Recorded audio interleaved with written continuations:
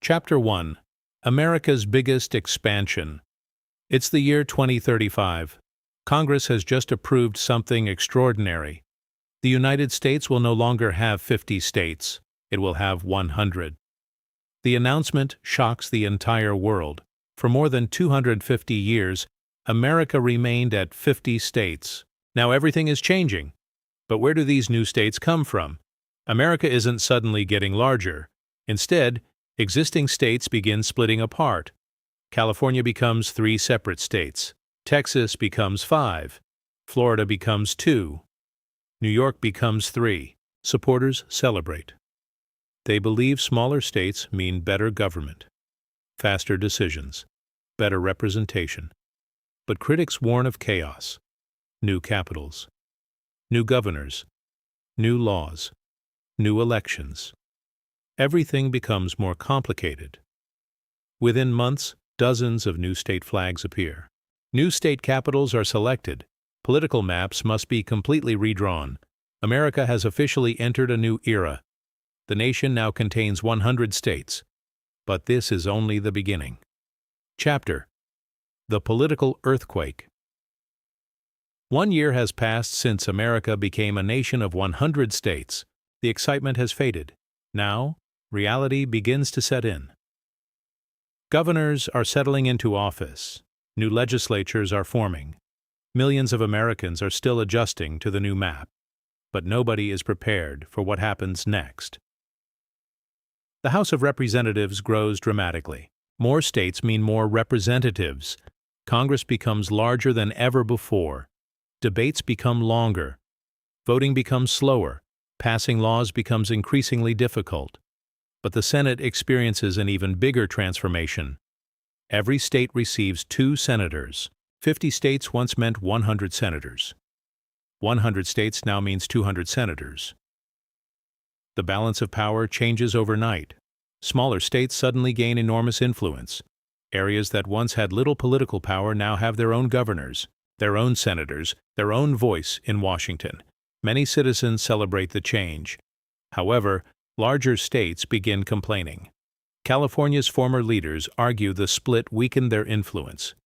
Texas politicians make similar arguments. Political tensions start growing across the country. Elections become more unpredictable than ever. New voting blocs emerge. New political parties appear. Candidates must now campaign across twice as many states. Presidential elections become completely different. Then comes the first presidential election under the new system. News networks prepare for the biggest election coverage in American history. Every analyst expects a long night. Nobody expects what actually happens. Results begin arriving. One state, then another, then dozens more. The electoral map becomes incredibly complicated. For the first time in history, election experts struggle to understand the outcome. By midnight, the nation is still waiting. No candidate has secured victory. Millions of Americans remain glued to their screens. The closest election in modern history continues. As the sun rises, a winner finally emerges. The election changes American politics forever. Political strategists immediately begin rewriting their plans. The rules of the game have changed, and everyone knows it. America successfully survived its first political test, but an even bigger challenge is approaching. Because politics is only one part of the story. The economy is about to face a transformation unlike anything in American history. Chapter 3. The Economic Revolution. 5 years have passed since America became a nation of 100 states. The political system has adapted. New governors have settled into office. New capitals have become familiar. But now, a much bigger transformation begins. Money, jobs. Businesses. Entire industries are about to move, and the race for economic power has officially started. Every new state wants the same thing: more businesses, more workers, more investment. Governors compete fiercely to attract companies. Tax rates are lowered. Incentives are offered. Billions of dollars begin moving across the country. Technology companies leave crowded regions. Smaller states offer cheaper land, lower taxes. Faster permits. Entire technology hubs begin appearing in unexpected places. States that were once ignored suddenly become economic giants. One former region of Texas becomes famous for manufacturing. Another dominates energy production. A third focuses on artificial intelligence. Instead of one economic powerhouse, several powerful economies emerge. Competition drives innovation.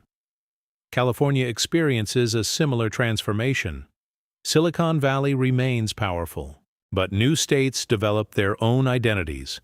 One becomes a financial center, another becomes a biotechnology leader. Economic growth spreads across a wider area than ever before. Investors quickly notice the changes. New opportunities appear everywhere. Construction projects begin. Housing developments expand. Factories open. Airports grow larger. Infrastructure spending reaches record levels. However, not every state succeeds. Some struggle to attract businesses. Others face budget shortages. Population growth remains slow. Economic competition creates winners and losers. The gap between successful and struggling states begins widening. Then comes an unexpected consequence. Millions of Americans begin relocating. Families move toward growing economies. Workers chase higher salaries. Businesses follow skilled employees. Entire regions experience population explosions. New megacities emerge. Former small cities transform into economic powerhouses. Skyscrapers rise. Transit systems expand. Universities grow. Innovation accelerates. America begins looking very different from the country people remember. 10 years after the expansion, economists release a surprising report. America's economy is larger than ever before. Competition between states has fueled innovation. Productivity has increased. Investment has surged. Growth has accelerated.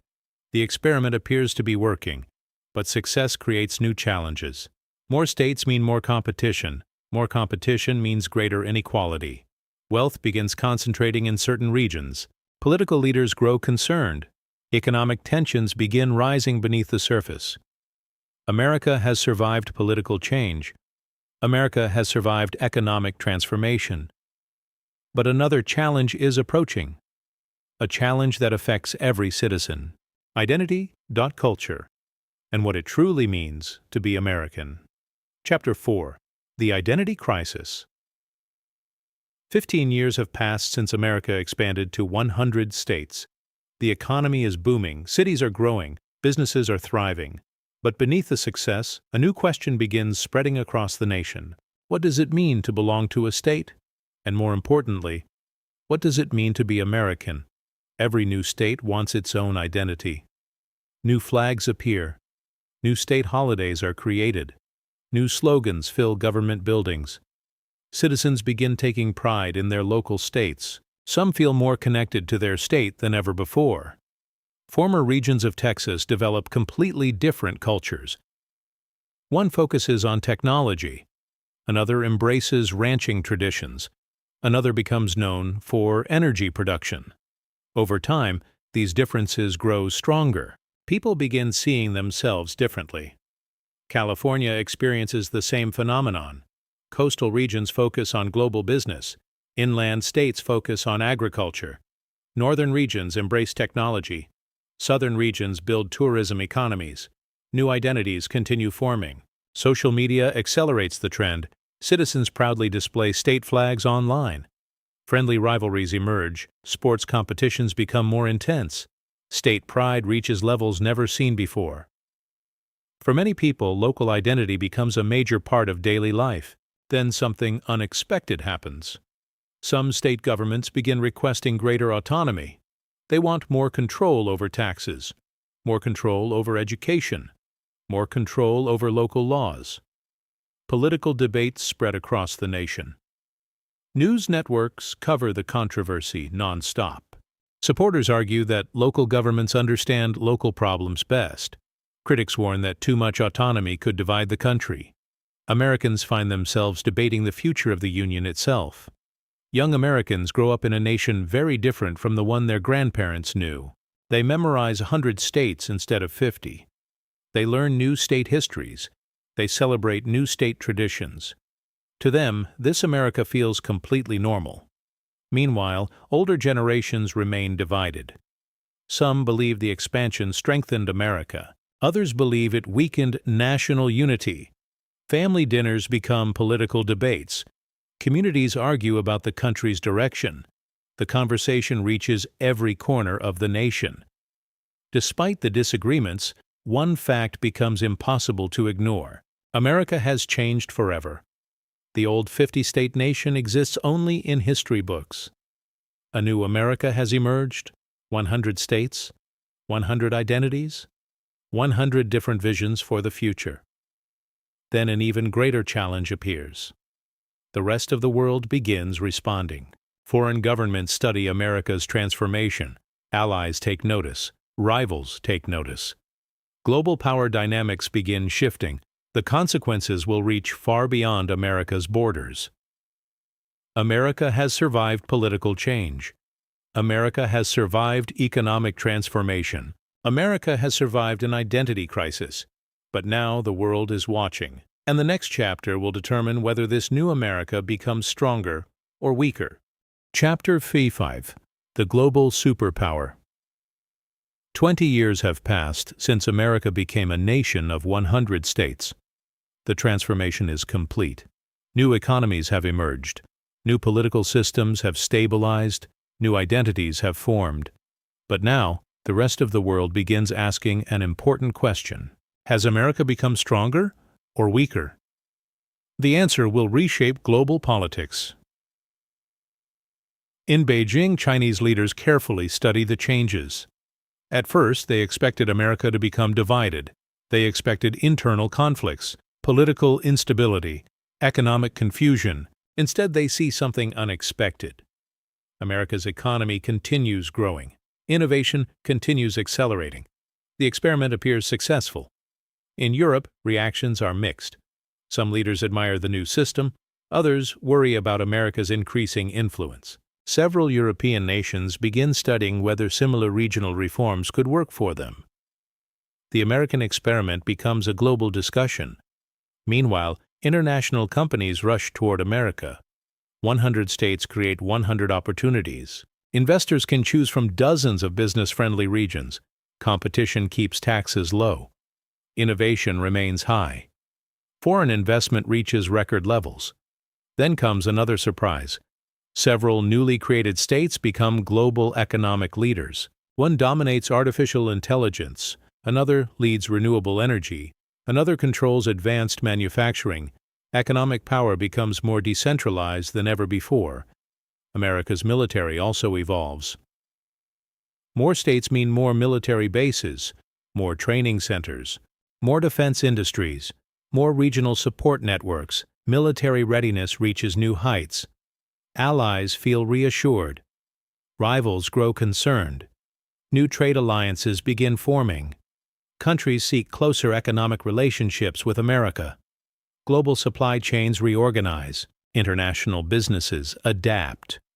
Trade routes shift across oceans. The world economy slowly adjusts to a new reality. However, increased influence creates new challenges. Every major decision made by America now affects the entire world. Financial markets react instantly. Governments monitor developments closely. Expectations grow larger. Pressure increases. Global leadership comes with global responsibility. One international summit changes everything. Leaders from dozens of countries gather. Trade, security, technology, climate, every major issue is discussed. And once again, America stands at the center of the conversation. By 2060, historians begin evaluating the experiment. Many expected failure. Many predicted division. Instead, America remained united. Economic growth continued. Innovation accelerated. Global influence expanded. The impossible had become reality. Yet one final challenge remains: population growth, megacities, resource demands, infrastructure pressure. The success of 100 states creates problems nobody predicted decades earlier. America faces a new question. Can it continue growing forever? The future remains uncertain, but one thing is clear. The decision made decades ago changed history forever. America is no longer simply a country with more states. It has become a completely different nation, a nation the world has never seen before. What began as a controversial political experiment transformed into a global phenomenon. 100 states, one nation, endless possibilities. But the story isn't over, because the next chapter will explore the ultimate question. Was creating 100 states actually the right decision? Chapter 6. Was it worth it? 30 years have passed since America became a nation of 100 states. The debate never truly ended. Some people call it the greatest political reform in American history. Others call it a dangerous experiment. Chapter 6. Was it worth it? 30 years have passed since America became a nation of 100 states. The debate never truly ended. Some people call it the greatest political reform in American history. Others call it a dangerous experiment. Now, for the first time, historians, economists, and political experts gather to answer a simple question. Was it worth it? The results are complicated. Some states became incredibly successful. Their economies exploded. Their populations grew rapidly. Their cities became global centers of innovation. These states point to the expansion as a massive success. Other states struggled. Businesses never arrived. Population growth remained slow. Tax revenue stayed limited. Infrastructure projects stalled. These states experienced challenges few leaders expected. The biggest winners were often smaller regions. Areas that previously received little attention suddenly controlled their own future. Local leaders could focus on local problems. Decisions became faster. Governments became more responsive. Citizens felt closer to their representatives, but there were unexpected costs. 100 governors, 200 senators, thousands of additional government officials. The cost of administration increased dramatically. Critics argued the system had become too large, too complex, too expensive. Public opinion remains divided. Surveys reveal a fascinating result. Citizens in successful states overwhelmingly support the system. Citizens in struggling states are far more skeptical. Geography begins shaping political opinions more than ever before. Then economists release another report. America's economy is now the largest in human history. Innovation has reached record levels. Entrepreneurship has exploded. New industries continue emerging. The numbers are difficult to ignore. Historians point to another achievement. Despite decades of political disagreement, America remained united.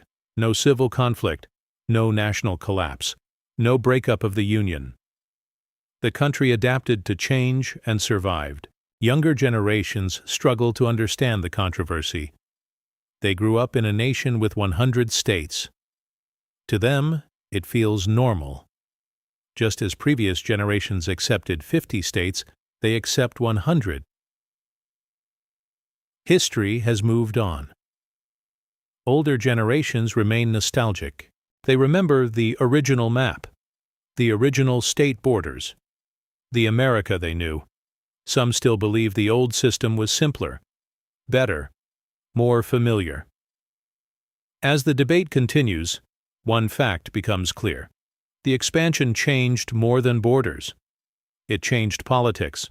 It changed economics. It changed culture. It changed how Americans see themselves. Few decisions in history have had such a wide impact. Finally, the experts reveal their conclusion. The experiment was neither a complete success nor a complete failure. It created opportunities. It created challenges. It solved problems. It created new ones. Like every major decision in history, the truth is complicated. So, was it worth it? That depends on who you ask. But one thing is certain. America would never be the same again. The decision to create 100 states permanently changed the course of history. Yet one final mystery remains. If America successfully reached 100 states, what happens next? Could there be 150? Could there be 200? Or has the nation finally reached its limit? The next chapter explores America's unimaginable future. Chapter 7. America in 2100. The year is 2100 more than 60 years have passed since America became a nation of 100 states. The world looks completely different. Technologies, once considered science fiction, now exist. Cities have transformed. Transportation has evolved. Entire industries have disappeared. New industries have emerged. Yet one question remains. What happened to America's 100-state experiment? America's population has surpassed 500 million people. New cities have emerged across the country. Regions that were once rural have become major population centers. Massive infrastructure projects connect every corner of the nation. The scale of development is unlike anything previous generations could imagine. High-speed transportation has changed everything. Traveling across the country takes hours instead of days. Goods move faster, businesses operate more efficiently, citizens relocate more easily, geography becomes less important than ever before. Some experts begin asking a familiar question. If America successfully adapted to 100 states, could it support even more? Several rapidly growing regions request statehood. Once again, Congress faces a historic decision. Public opinion becomes divided. Supporters argue that additional states would improve representation. Critics warn that the system is already complex enough. News networks begin calling it the 150-state debate. The nation watches closely. Meanwhile, American technology leads the world. Artificial intelligence manages critical infrastructure. Advanced energy systems, power cities, medical breakthroughs extend human lifespans. Innovation continues accelerating. The economic advantages of competition remain strong. Internationally, America's influence remains enormous. The 100-state system has become one of the most studied political experiments in history. Universities around the world teach courses about it. Governments analyze it. Historians debate it. Its impact extends far beyond American borders. Younger generations know nothing else. To them, America has always had 100 states. They view old maps with 50 states the same way previous generations viewed maps from centuries ago. History continues moving forward. As America enters the 22nd century, experts reach an unexpected conclusion. The success of the nation was never really about the number of states. It was about adaptation, innovation, flexibility, the willingness to evolve when circumstances changed. Looking back, the decision to create 100 states transformed the nation forever. It changed government, it changed economics, it changed culture, it changed the future itself. Decisions in history have had such far-reaching consequences, but perhaps the most important lesson is this. No nation remains the same forever. Every generation faces challenges. Every generation makes choices, and those choices shape the future. The story of 100 states was never really about borders. It was about possibility. So, what? If America had 100 states, maybe it would become stronger. Maybe it would become more complicated. Maybe it would become both. But one thing is certain. The world would never be the same, and history would take a completely different path.